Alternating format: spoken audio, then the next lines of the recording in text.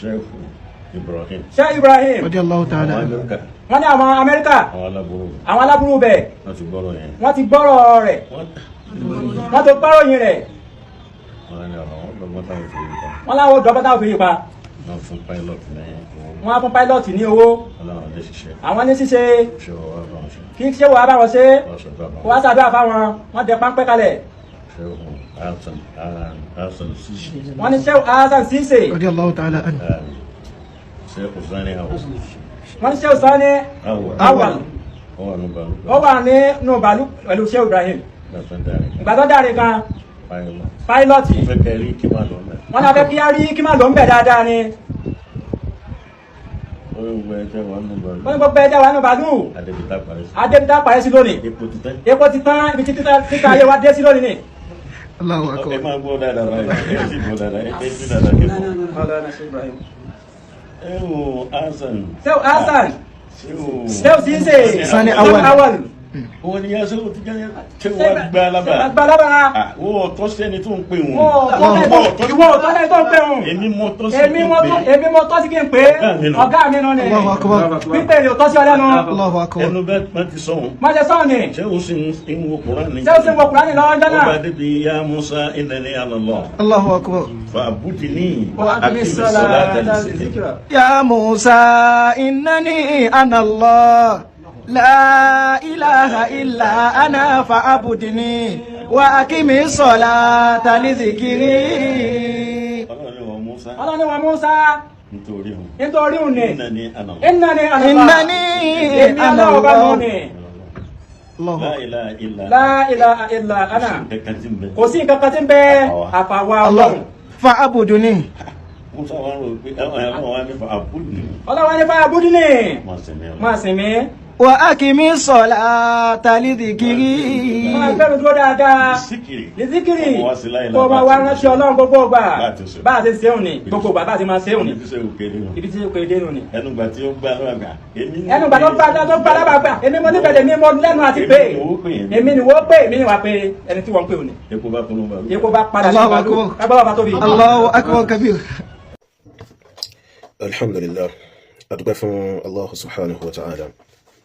أترى كازك فالنبي محمد صلى الله عليه وسلم إك الله عز وجل أترى لي جدا كما بان النبي محمد كما بان علي ركوس ما بان الصحابة أما يعني الإسلام دور سنة النبي محمد صلى الله عليه وسلم أكرم السلام عليكم ورحمة الله وبركاته إذا ما تنسوا بين دلالة الشيخ بارك الله فيكم ونبقى ورولي بي تعرفش عليه صلى الله عليه وسلم بابا كم فاني ركولي كالي كسلي كوكو وقال بمتي خليفة تجانيا بوكوارا ستيت سوي سو أنا شايفين باباي as khalifa gbogbo Kwara State fún Tijaniya kai wallahi orí burúkú ńlá ni Tijaniya o orí burúkú ńlá tó tóbi gan so ẹ̀sìn tá lọ́bẹ̀ẹ́ dáwò yọnu sí ni Tijaniya ẹgbọ́n tí bàbá yìí sọ so ẹgbọ́n tí bàbá yìí wí bí Tijaniya ti rí gẹ́lẹ́ ni bàbá yìí sọ yìí ibadatu ghayrillah ìmá jọ́sìn wa du'a'u ghayrillah bẹ́ẹ̀ ni ìmá pín kan mí yàtọ̀ sí Allah subhanahu wa ta'ala kai subhanallah tọ́ ìwọlọ́n má fi tí àwọn aláìdá kan mẹ́nu wa tí wọ́n ṣe má fi jà wọ́n yà o so àwa bọ́pá wa bọ́sẹ̀ wa kó nu rẹ o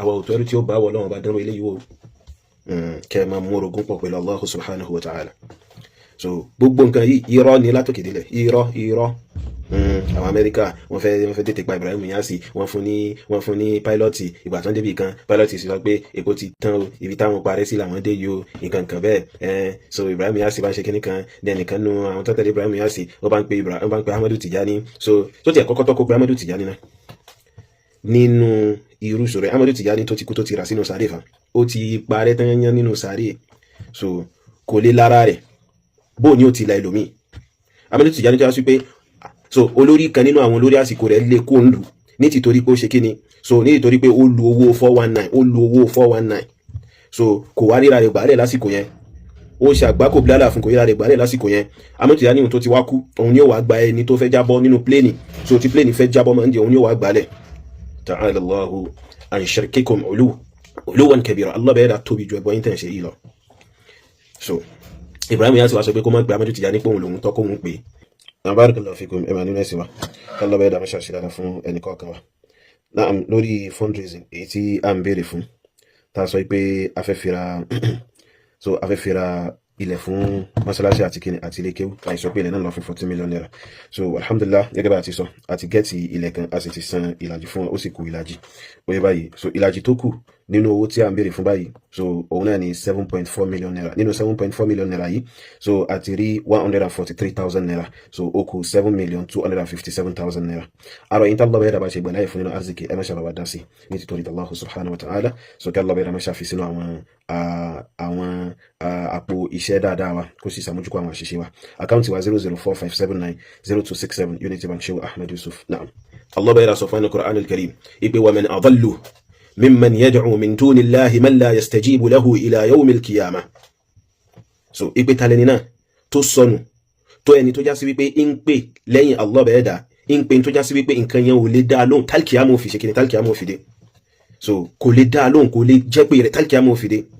So wa hum an du'aihim ghafilun. Bẹ́ẹ̀ dẹ̀ ni àwọn tí wọ́n ń pè yẹn wọ́n fọ́nú fọ́ra wọ́n mọ̀ pé àwọn ẹni tí wọ́n ń pè wọ́n ń pè wọ́n. So Ibrahim Niasse ò lè ṣe nǹkan kan, Amadu Tijani ò lè ṣe nǹkan kan.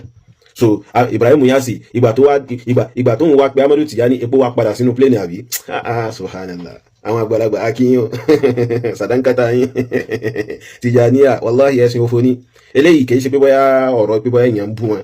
So ìyẹn gbọ́dọ̀ ṣe Tijaniya téèyàn bá ṣe Tijaniya kó tó lè rí ìyọ́nú ọba ìyẹn rò pé ó rí ìyọ́nú Allah bẹ́ẹ̀ dà kan torí ẹ̀sìn burúkú ẹ̀sìn rédèrèdè kan tó yá sí pé ẹbọ ni wọ́n fi pinlẹ̀ rẹ̀ fa. So ẹ̀yin náà gbogbo alágbọ̀ so ẹbọ tó clear lélẹ́yìí ẹbọ tó yanjú tó clear tí yóò sí ìrújú kankan bẹ́ẹ̀ lélẹ́yìí. So kì í tún wá ṣe eléyìí nìkan ní ti mẹ́mbẹ́ o oye. So bàbá yìí tú àyà kan nínú Suratu Taha ipe Ibrahim Niasse débi tálọ́ bẹ́ẹ̀ ti sọ pé so innani ana Allahu fa'budni wa aqimis salata li dhikri. Ẹgbọ́n tí bàbá yẹn tú sí ipe Allah bẹ́ẹ̀ dà sọ fún Ànábì Musa pé nítorí yẹn òun Ọlọ́run ọba ní irọ́ ni kì í ṣe túmọ̀ àyà nìyẹn. So Musa alayhi salam kò rí Allah bẹ́ẹ̀ dà lára nǹkankan. So Allah bẹ́ẹ̀ dà ń sọ fún ni pé àní òun kankan ni ọba tó dá gbogbo ayé tó sì lẹ́tọ̀ọ́ sí ìjọsìn sẹ̀ kó jọ́sìn fún òun. Kìí ṣe pé bóyá so ó wá rí igi kan igi yẹn ní wọ́n ń sọ̀rọ̀ tí ó wà máa túmọ̀ sí wípé Allah bẹ́ẹ̀ dà ní gba rẹ̀ sọ̀rọ̀ gẹ́gẹ́ bẹ́yìn Tijaniya ṣe ń sọ kìí ṣe ń tó ṣẹlẹ̀ nìyẹn. So ẹ kàn sọ kú sọ sí Allah subhanahu wa ta'ala tí Allah bẹ́ẹ̀ dà ó fi máa bínú sáwọn ẹ̀dá rẹ̀ kó dá báyìí náà ẹ lọ túbá. So ẹ lọ túbá wallahi ẹ bọ́ lẹ́ ń rìn lórí rẹ̀ àwọn ò ní bẹ̀rù àti sọ oye à ní bẹ̀rù àti sọ ẹ bọ́ òun lẹ́ ń rìn lórí rẹ̀. Eléyìí ṣe ẹ̀sìn tí Allah bẹ́ẹ̀ dà fi rán Ànábì Muhammad sallallahu alaihi wasallam. Tó bá wá tó bẹ́ẹ̀ tó bá mọ̀ pé tí Allah bẹ́ẹ̀ dà fi rán Ànábì rẹ̀ so oye Tijaniya àdákẹ́ lórí yan ẹ lè pè wá níjà lágbèrin ìmà oye kí Allah bẹ́ẹ̀ dà kó ṣe kí ni kó ṣe dáadáa fún wa. Naam.